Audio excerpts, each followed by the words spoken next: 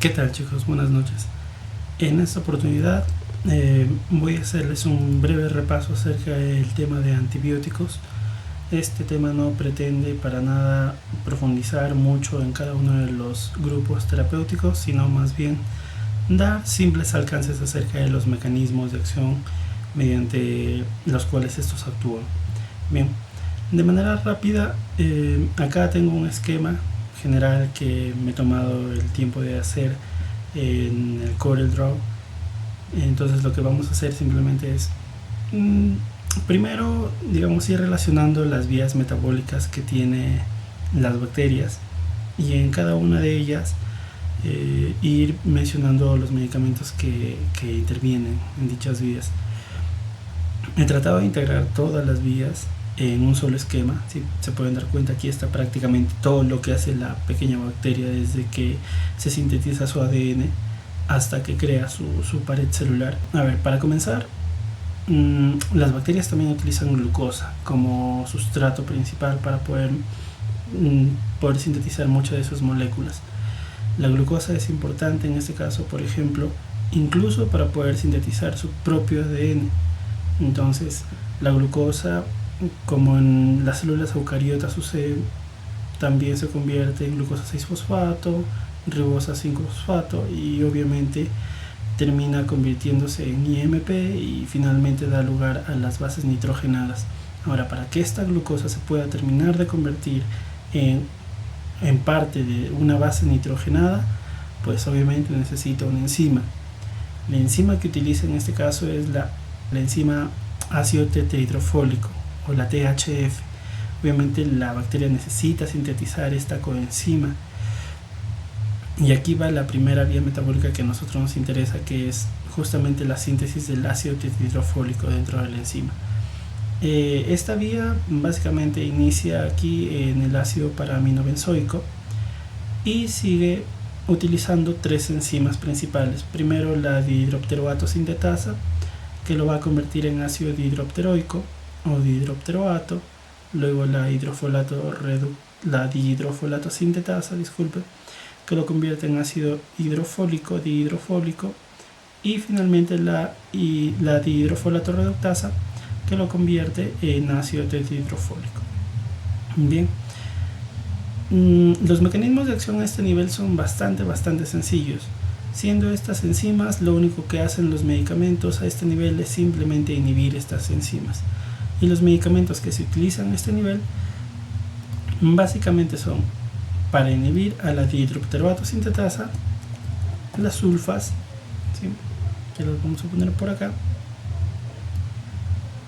y para inhibir a la dihidrofolato reductasa en el último paso de la síntesis del THF, a los antimetabolitos. Y dentro de este grupo, por ejemplo, tenemos a trimetoprim, a pirimetamina, ¿sí?, que son los representantes.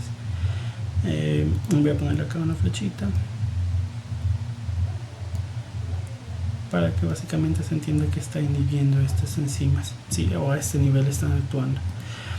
¿Cómo así logran inhibir a estas enzimas? Obviamente acá yo he puesto algunas moléculas para hacer, digamos, un ligero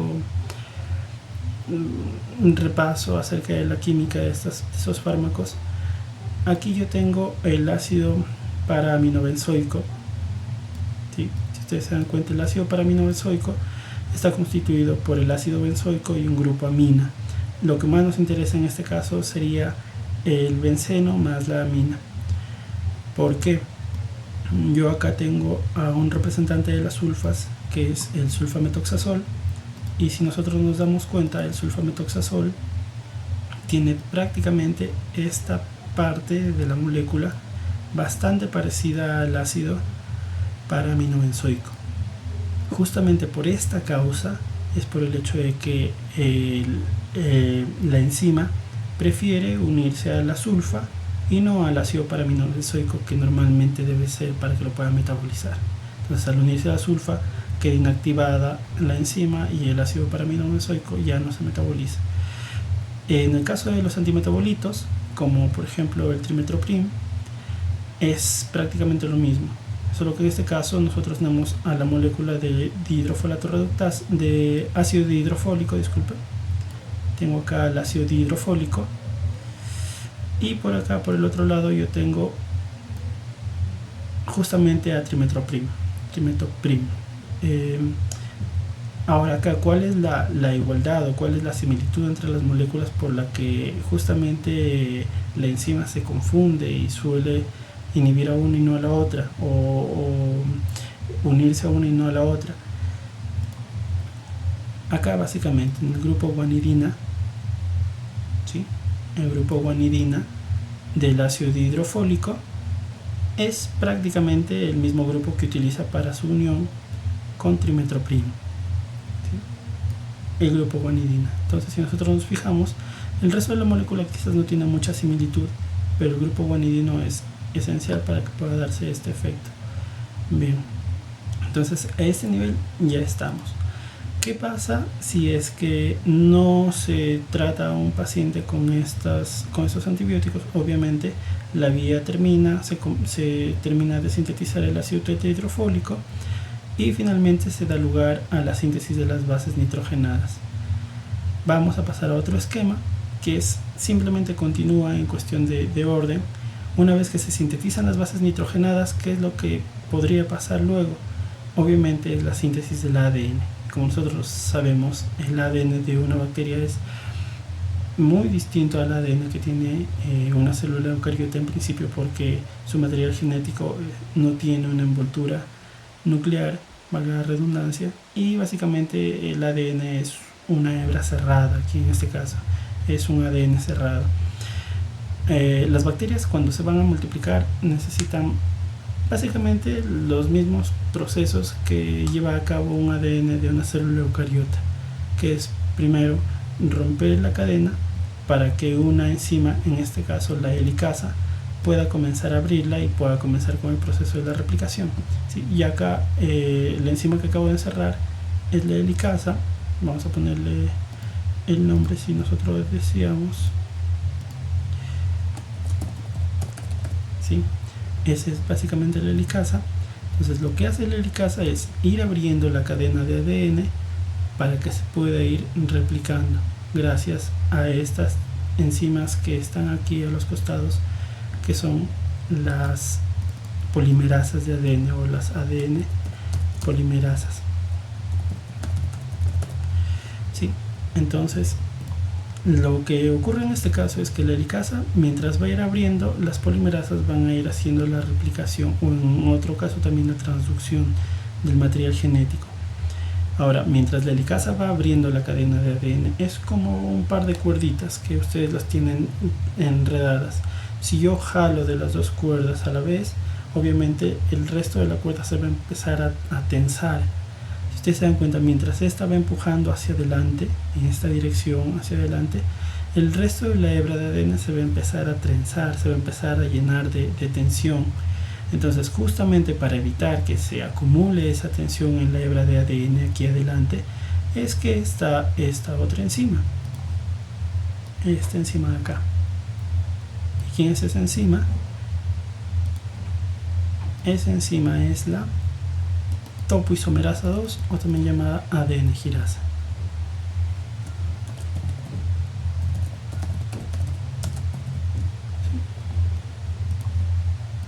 Vamos a ponerle ahí, topoisomerasa 2. Listo. Entonces la topoisomerasa 2 o ADN girasa. La función entonces de esta topoisomerasa 2 es básicamente hacer que se pierda la tensión que se va acumulando en la hebra de ADN mientras se va produciendo el proceso de replicación, ¿sí? Entonces, una vez que ha terminado este proceso de replicación, lo que sucede obviamente es que vamos a tener dos hebras de ADN que son las copias, ¿sí? En este caso, las dos hebras de ADN que se han sintetizado al final del proceso permanecen juntas o unidas prácticamente, o enredadas, por así decirlo. En este espacio, en este paso, justamente actúa otra enzima más, que es otra topoisomerasa, pero es una topoisomerasa distinta. Es una topoisomerasa de tipo 4. Es una topoisomerasa 4. ¿Y cuál es la función de esta topoisomerasa 4? Esta topoisomerasa 4 lo que hace básicamente es destrenzar o romper estas hebras de ADN para que los dos ADN nuevos puedan desligarse. Y una vez hecho eso, obviamente la célula se va a poder duplicar, cada una con su material genético distinto, ¿sí? Entonces tenemos que las topoisomerasas a este nivel tienen gran importancia, ¿sí? Hay un grupo de fármacos que también actúan a este nivel, que obviamente lo tengo acá ya preparadito, que son las quinolonas, ¿sí? Las quinolonas entonces actúan a este nivel. Una, inhiben la topoisomerasa 2 y por otro lado también pueden inhibir la topoisomerasa 4. Entonces tienen básicamente dos funciones.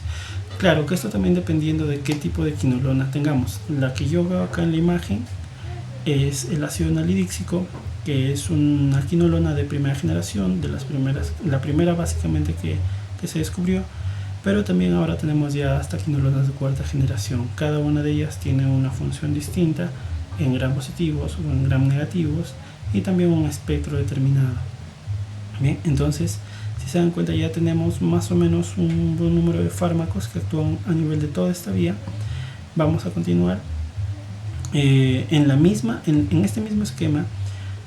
Se pueden dar entonces dos procesos. Uno, decíamos, puede ser la replicación del ADN para que la bacteria se pueda multiplicar, u otra también podría ser el proceso de transcripción, mediante el cual el ADN transcribe su información genética y se la cede a un ARN mensajero para que pueda comenzar la síntesis proteica.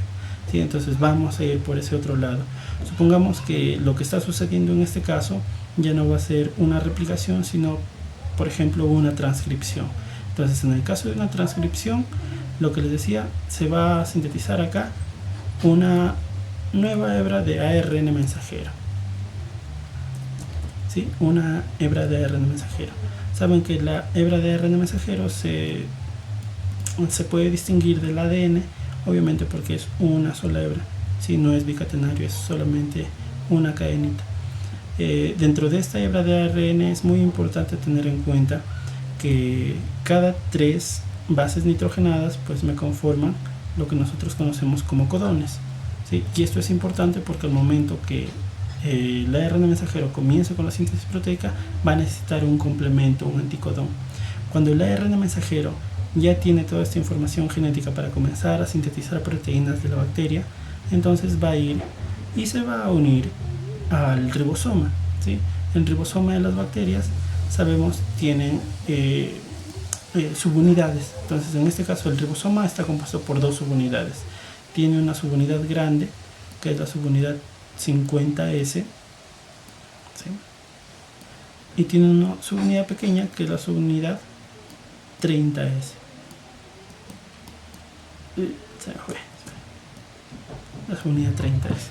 Listo. Entonces lo que ocurre en este caso es, si ustedes se dan cuenta, el ARN mensajero ya se ha acoplado aquí al ribosoma, y el siguiente paso, lo estoy haciendo como les digo de manera muy resumida, muy breve.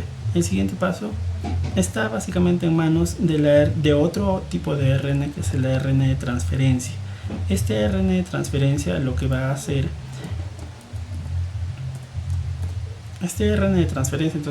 lo que va a hacer este ARN de transferencia es agarrar los aminoácidos que estén en el citoplasma de la bacteria y empezar a transportarlos o a transferirlos hacia el ribosoma.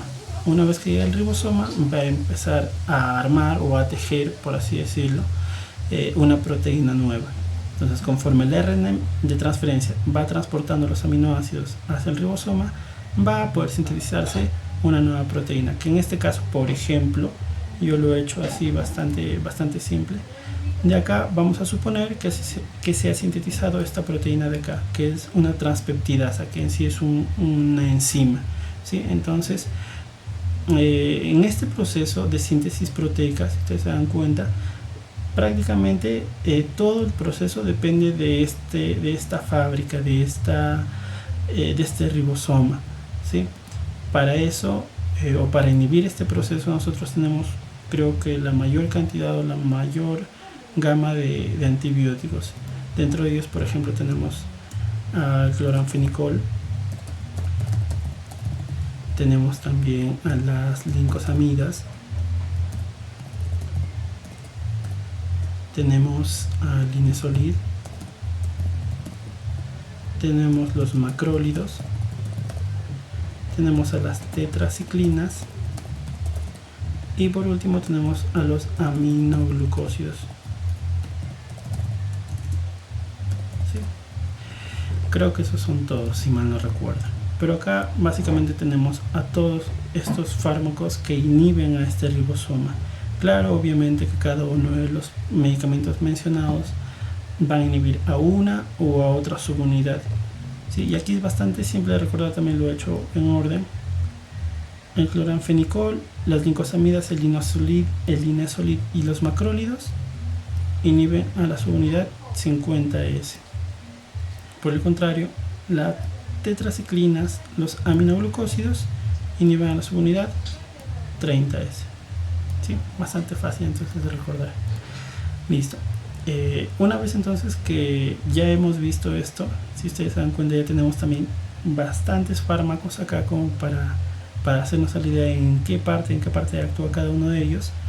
Ahora vamos a dejar un ratito esta parte, que es en la que sintetizamos esta proteína, que más adelante nos va a interesar más, y vamos nuevamente acá al inicio, porque de la misma glucosa parte otra vía metabólica.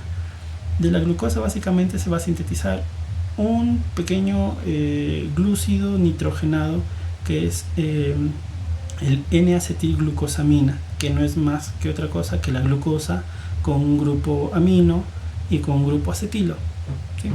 Entonces se sintetiza N-acetilglucosamina, y también a partir de este N-acetilglucosamina se puede sintetizar el ácido N-acetilmurámico, que no es otra cosa que N-acetilglucosamina con un pequeño grupo de ácido láctico. ¿Sí? Entonces, una vez que la glucosa se metaboliza, también por esta vía sintetiza estas dos subunidades, estos dos sustratos que son N-acetilglucosamina y ácido N-acetilmurámico. ¿Sí?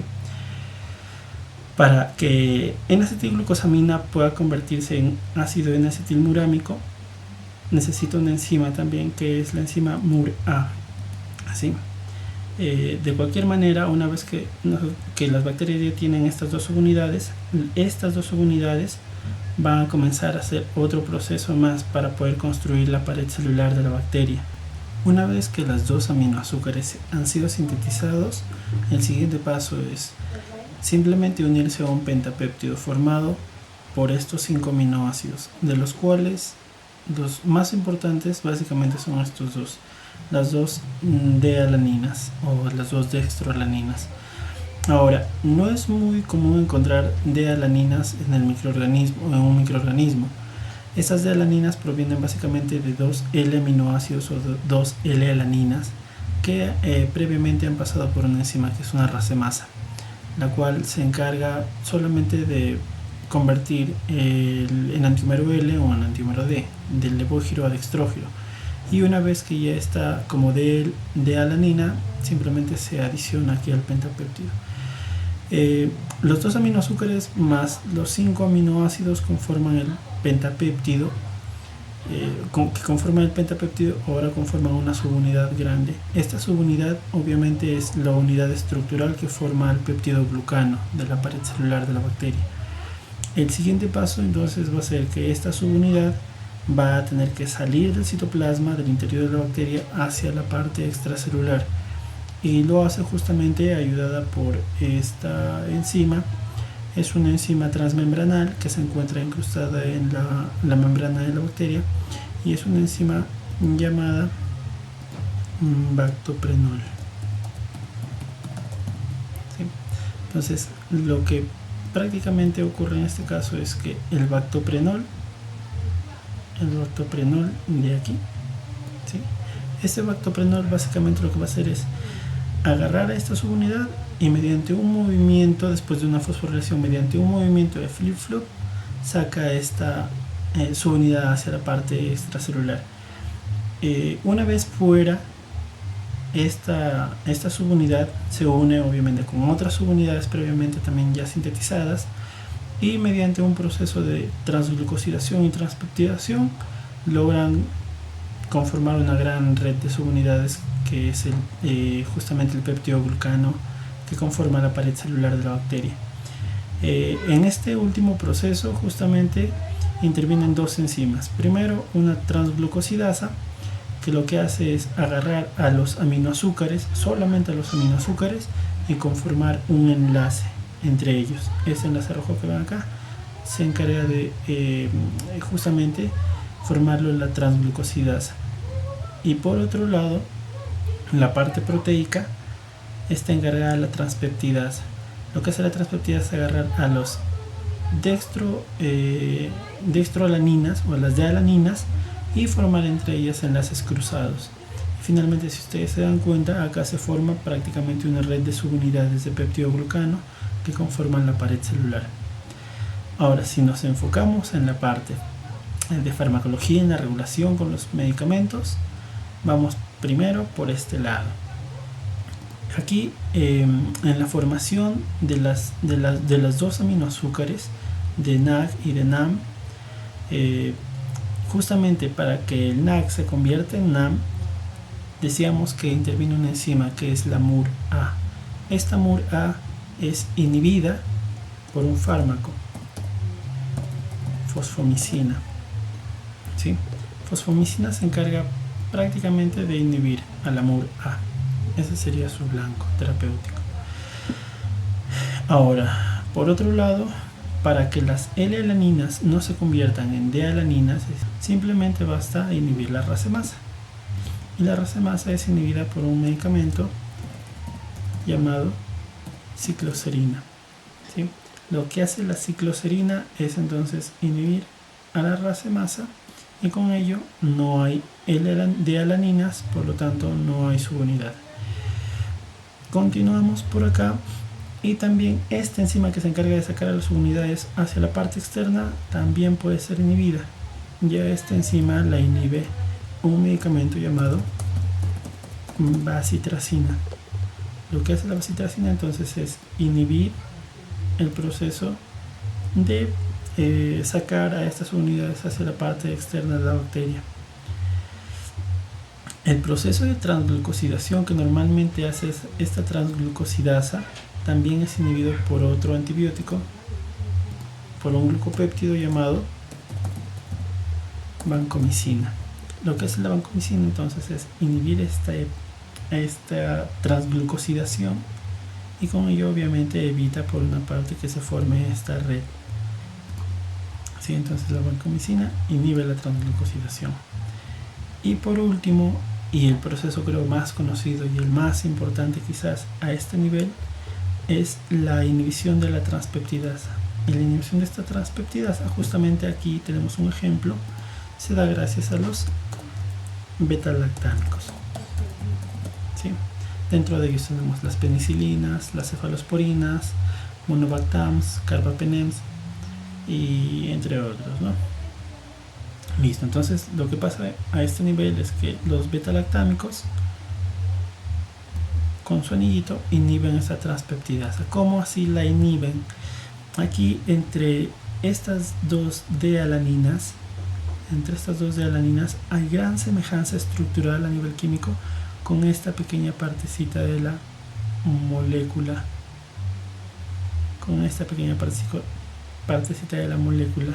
de los beta-lactámicos. No es ni siquiera con todo, pero sí compromete obviamente al anillo. ¿Sí? Bien, entonces eso es todo. Simplemente ahora vemos todo el esquema, y si se dan cuenta, los medicamentos actúan por diestra y siniestra, y de esa manera logran pues regular, ¿no?, el metabolismo de las bacterias. Bien, eso ha sido todo. Antes de terminar, me gustaría agradecerles bastante por el apoyo que le han dado al par de videos que ya había colgado previamente. No solamente estoy haciendo videos de farmacología, también dicto el curso de química orgánica. Y bueno, espero que les haya gustado. Muchas gracias. Y bueno, voy a tratar de ser un poco más constante con más videos.